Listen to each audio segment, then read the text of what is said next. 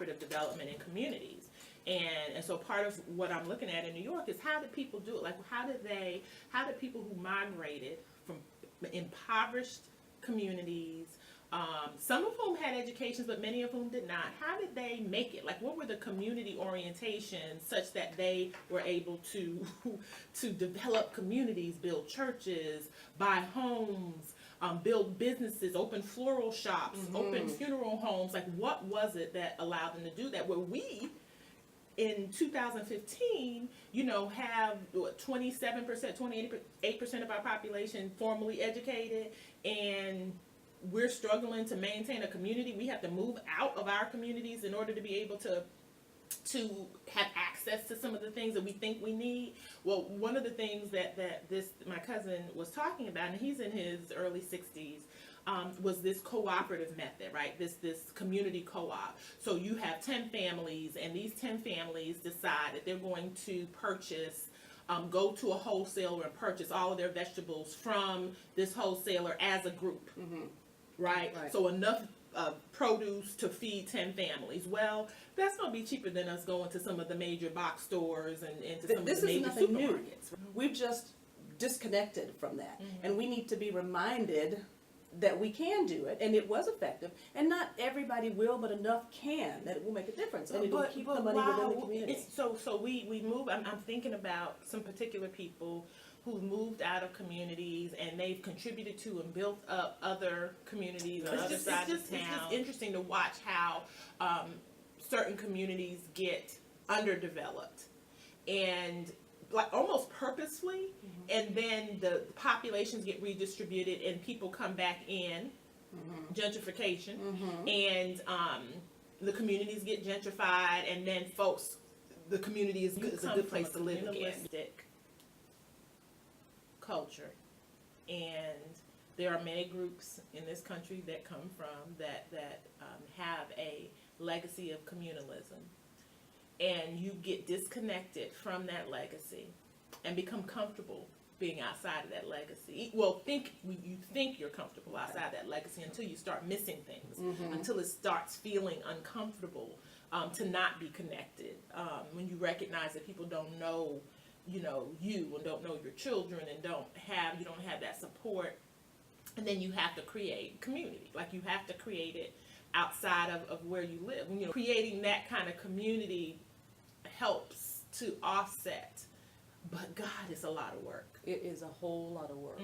It is, yes, it's a lot of work. That's right, because I have to pack up my baby to drive 2-3 miles to be with her auntie, who's not blood related, but plays that role in her life. And then I got to drive another so many miles to get with my other friends and their kids. And yes, I wish that I could just open the front door and let her know that she can go over to Miss So-and-so's house. 30 minutes, be back at the house. Okay, seriously. And yes, you do get to a place where suddenly you recognize something's missing. But so part of what I want to look at this summer is how community was created. What is it that we can do to support families and children and contemporary communities to just make it work? I'm thinking of a particular program over in West Montgomery. Half of those folks bought homes over in the community that they're working in, and there are a lot of people who would not do that, who wouldn't go home to be home. And it's like when do we go home? And there are elements in some of the neighborhoods that are difficult to manage, that are unsafe, but the police are not going to get rid of those elements. So who does? Like, what do you do? What do you establish? And it was done.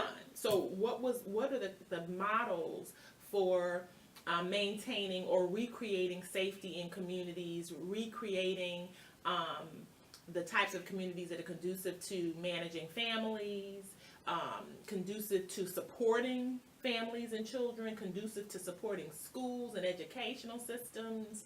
What needs to happen? Sometimes feel overwhelmed by the job, recreating these spaces.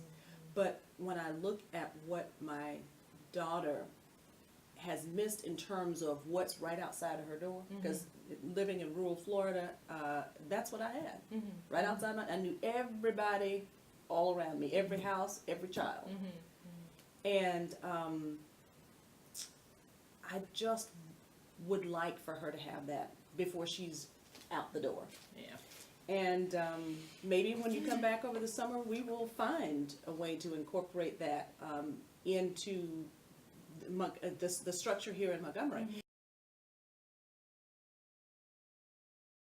We're going to take a pause for a moment. If you're just joining us, we are the Mommy Chronicles. I'm Tanya Scott Williams. And I'm Denise Davis May. And we are in the middle of a work session this morning. We didn't want to miss the opportunity to have in this informal space our video rolling so that we could use some of this to let you see what we do with the Mommy Chronicles and how we craft our shows and we come up with show ideas, vision casting, and all of those things. And community is a very important topic for us. You know, we have small children, or I shouldn't say small, they would probably be very upset. No, we have young ladies, children. Young children. And I'm also concerned about other people's children. Tell us about the New York project that you have coming up. While you do that, I'm going to go grab some other material. Okay. So we are, I'll be participating in an institute on African American life in New York City at Columbia University, and my focus will be talk about the models of family, community, and broader connections, and the types of supports and organizational development that existed in communities during the late progressive era and preceding the civil rights era. So I'll be looking at how communities organize economic development, how families establish connections with their with members and non-biologically related community members, how they created support systems, how they created economically viable means to establish communities. And I'll be beginning to look at how we can begin to use some of those models to begin to create community again in some of the neighborhoods that seem to be disconnected. So we will be talking a bit today about how we'll infuse some of that information into our future topics and shows throughout the year. We'll be talking about our opportunities to visit community sites and to be on the road and visit individuals who could benefit from this discourse. How we'll engage schools and community organizations and hopefully even some municipal governments on discussions of family strengthening. We are also excited about our developing relationships with some businesses that serve families and beginning to look at how we can establish relationships with corporations that provide products that we've identified as beneficial to our homes and to others. We're excited about this meeting today. Yeah, one of the things that we said, and you might have mentioned that when I was offset, is that, you know, we started this with the understanding that we, as you said, are learning, but we want to create a community of other folks who can add their wisdom to our pot of knowledge. We can celebrate each other's accomplishments and, you know, some of our epic fails, because it's when we are transparent and we talk about some of these